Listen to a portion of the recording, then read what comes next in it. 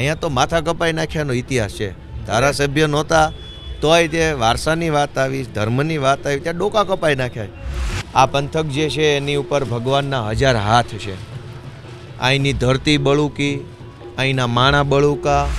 એ મલકનો આગેવાન મને જનતાએ બનાવ્યો છે. મને એમ લાગે છે કે ભગવાને જનતાએ બેએ કંઈક જોઈને મને કંઈક જવાબદારી સોંપી છે. આટલું હાલ મારી સત્તામાં છે એમાં હું પૂરો પ્રયત્ન કરીશ. હું સરકારમાં હોઉં અને હું મુખ્યમંત્રી, મંત્રી, તંત્રી હોઉં તો અલગ વિષય છે. નિમિત્ત મને બનાવ્યું, ઈશ્વર ધારે આમાંથી કોઈ પણ નિમિત્ત બનાવે, પણ મને બનાવ્યો છે તો એ સૌભાગ્ય છે. કરતા આપણે નથી, કરતા ઈશ્વર છે. ધર્મ સત્તા અને રાજ સત્તા આપણે જાણીએ છીએ, વર્ષોથી વાત કરીએ છીએ, એકબીજાની પૂરક છે. વાત કરતા હોય છે તાજેતરમાં મોણિયા નાગબાઈમાના ધામની અંદર આમ તો અષાઢી બીજ, અને સ્ક્રીન ઉપર મારી જમણી બાજુ જોઈ શકો છો ગોપાલભાઈ ઇટાલિયા. એ માની કૃપા, ઈશ્વરની કૃપા 4 દિવસ પહેલાં જ એના પર વરસી છે. વિશેષ વાત ન કરતા અહીંની પ્રકૃતિ એવી ઈચ્છે કે આના ઉપર રાજ સોંપવામાં આવે. અને રાજાની તમે વાત કરી, અહીંનો ઇતિહાસ જોડાયેલો છે, ઇતિહાસ સાક્ષી પૂરે છે દરેક વસ્તુનો, કે પ્રકૃતિને માણસો ઈચ્છે ને એવું થતું નથી. ગોપાલભાઈ, વિશેષ વાત ન કરતા, કારણ કે ધર્મલક્ષી વાત કરવી છે. સૌ પ્રથમ છૂટાયા પછી આ પ્રથમ તહેવાર આવ્યો છે, ધાર્મિક તહેવાર અષાઢી બીજ, પછી માંડુનો તહેવાર છે.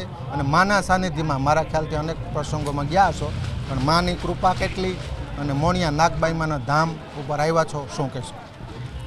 પહેલાં તો આજે આ બહુ પવિત્ર તહેવાર છે આપણો.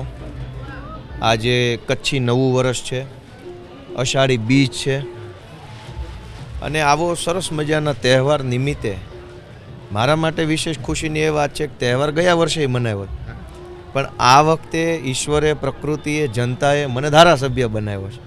સવારે હું પરબના પીરના આશીર્વાદ લેવા માટે પરબધામમાં ઉત્સવ ઉજવાય છે ત્યાં હતો. બપોરે ભગવાન શ્રી જગન્નાથજી મહારાજની રથયાત્રા વિસાવદર શહેરમાં યોજાય છે, ત્યાં હાજરી આપી અને રથ ખેંચ્યો. નગરયાત્રામાં ભગવાનને જે નીકળે છે એમાં હાજરી આપી. આજે અત્યારે માના આશીર્વાદ લેવા આવ્યો છું. આ પંથક જે છે એની ઉપર ભગવાનના 1000 હાથ છે. અહીંની ધરતી બળુકી, અહીંના માણા બળુકા, અહીંના પશુ પક્ષી એવા નિરાળા છે, અહીંની આબોહવા, અહીંની પ્રકૃતિ, બધુંય અહીંયા ભગવાને 1000 હાથે આપેલું છે. એવા મલકના પ્રતિનિધિ બનવાનું મને જે સૌભાગ્ય મળ્યું છે એ ઈશ્વરના આશીર્વાદ સિવાય શક્ય નથી.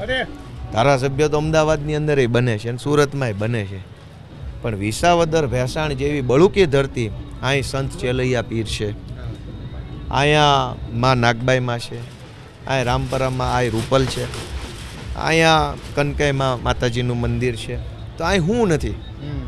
પવિત્ર યાત્રાધામ આપા ગીગાનો ઓટલો છે, સત્તાધાર બહેણા છે બાપાના, એવું જ્યાં સતની ધરતી છે, જ્યાં ચિત્તને શાંતિ મળે એવી પવિત્ર ધરતી છે, એ મલકનો આગેવાન મને જનતાએ બનાવ્યો છે. મને એમ લાગે છે કે ભગવાને જનતાએ બેએ કંઈક જોઈને મને કંઈક જવાબદારી સોંપી છે. હું આભારી છું બધાનો. ભગવાનનો તો આપણે આભારી છીએ જ, આ જીવન આપ્યું છે, પણ જનતાનો આભારી છીએ કે મને એવડું સન્માન આપ્યું. ગોપાલભાઈ, એક લાસ્ટ પ્રશ્ન, સમયની પાબંદી પૂછો. એમાં પ્રકૃતિએ મદદ કરી છે. આ પિરાણાની જગ્યા છે, ટૂંકમાં કહીએ તો પિરાણું અહીં છે. આપા ગીગાની જગ્યા લઈ લો, આપા રતાની જગ્યા લઈ લો, આ પિરાણાનો વિસ્તાર છે. અહીંથી પ્રગટ છું, આપા ગીગાથી પિરાણું. પ્રથમ એ વાત કરી છે, પ્રકૃતિએ મદદ કરી છે, ઈશ્વરે આ વિસ્તારની પ્રકૃતિએ મદદ કરી, ઈશ્વરે પણ મદદ કરી.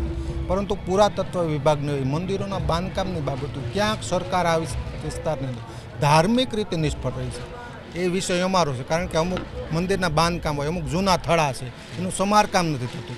800 વર્ષ જૂના ઇતિહાસ દબાયેલા રહ્યા છે, પણ સરકાર એને મંજૂરી નથી આપતી, ગ્રાન્ટ નથી ફાળવતી. આમાં આવ્યા પછી, ધારાસભ્ય બન્યા પછી, ધાર્મિક ક્ષેત્રમાં સનાતન ધર્મની રક્ષણની બાબતમાં આપનું કેટલું યોગદાન રહેશે? એ આપણી જવાબદારી છે.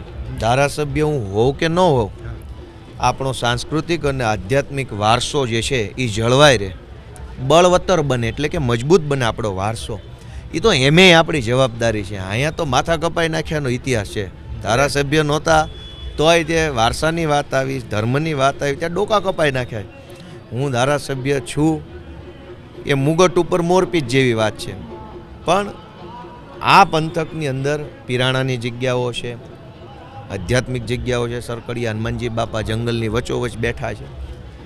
તો મારાથી અત્યારે ઉપયોગી થઈ શકે એ બાબત કે આ ધાર્મિક સ્થાનોને જોડતા રોડ રસ્તાઓની બાબતને હું પ્રાથમિકતાથી હાથે લઉં કે કમસે કમ ત્યાં જવા આવવાનો માર્ગ સારો હોય, શ્રદ્ધાળુ ઝડપથી જઈ શકે અને ઝડપથી આવી શકે. બસો ચાલુ થાય અહીંયા આવવા જવાનો, માનો કે જુનાગઢથી મોણિયા આવવું હોય, જુનાગઢથી પરબ જવું હોય તો એ બસો માટે રજૂઆત કરી શકીએ. આ સિવાય લાઇટની વ્યવસ્થા કાંઈ ઘટતી હોય, સાફ સફાઈની વ્યવસ્થા, તો એક ધારાસભ્ય તરીકે આટલું હાલ મારી સત્તામાં છે એમાં હું પૂરો પ્રયત્ન કરીશ. હું સરકારમાં હોઉં અને હું મુખ્યમંત્રી મંત્રી તંત્રી હોઉં તો અલગ વિષય છે. હાલનો વિષય છે સાફ સફાઈ, પરિવહન અને રોડ રસ્તા અને વીજળીની વ્યવસ્થા જ્યાં ન હોય ત્યાં. આટલી બાબતો પર હું ધ્યાન આપવા માગું છું. કેમ કે આમ જોઈએ તો આપણે બધા નિમિત્ત છીએ, કરતા નથી. આપણી હિન્દુ પરંપરાની એક બહુ ઉચ્ચ કક્ષાનું જે ફિલોસોફી છે, દર્શન કહેવાય જેને, એ એમ છે કે આ સમગ્ર સૃષ્ટિનો કરતા ઈશ્વર છે, આપણે નિમિત્ત છીએ. એટલે તમે જુઓ કે જ્યારે આપણને દુઃખ આવે, તકલીફ હોય, તો આપણા બધાનું ઘડતર એમ કરવામાં આવ્યું છે કે આપણે એમ કહીએ કે હવે ભગવાને નહીં માન્યું હોય, ભગવાને નહીં ધાર્યું હોય, ભગવાનની મરજી નહીં હોય, દુઃખને કાપવા માટે થઈને આપણે ભગવાનને કરતા બનાવીએ છીએ કે મેં નથી કર્યું, ભગવાને કર્યું છે. હું ધારાસભ્ય બનું તોય આપણે એમ કહે છે કે ભગવાનની મરજી હતી ને ભગવાનના આશીર્વાદથી બન્યો, મારી મહાનતા જ નથી બન્યો. તો દુઃખ હોય કે સુખ હોય, આપણી પરંપરા એ છે કે એ કરતા ઈશ્વર છે, હું તમે નથી. પણ ઈશ્વર કોને નિમિત્ત બનાવશે હારા કામનો, એ મોટી વસ્તુ છે. હવે અહીંનો કોઈ બે હારા રોડ બનાવવાનો નિમિત્ત ઈશ્વરે મને બનાવ્યો તો એ મારું સૌભાગ્ય છે. રોડ હું નથી બનાવતો, ઈશ્વરે નિમિત્ત મને બનાવ્યું. ઈશ્વર ધારે તો આમાંથી કોઈ પણ નિમિત્ત બનાવે, પણ મને બનાવ્યો છે તો એ સૌભાગ્ય છે. કરતા આપણે નથી, કરતા ઈશ્વર છે. આપણે હવ નિમિત્ત છીએ. જેને ઈશ્વર નિમિત્ત બનાવે એ વ્યક્તિ સારું કામ કરે એવી આપણે આશા રાખીએ. ખૂબ ખૂબ ધન્યવાદ ગોપાલભાઈ. સમયાંતરે ધર્મલક્ષી વાત કરી, સમયાંતરે જેમ અનુકૂળ મળશે એ પ્રમાણે આપણે વાત કરતા રહીશું. ધર્મલક્ષી, આધ્યાત્મિક અને રાજનીતિ વિશે. ખૂબ ખૂબ આભાર. જય શ્રી કૃષ્ણ.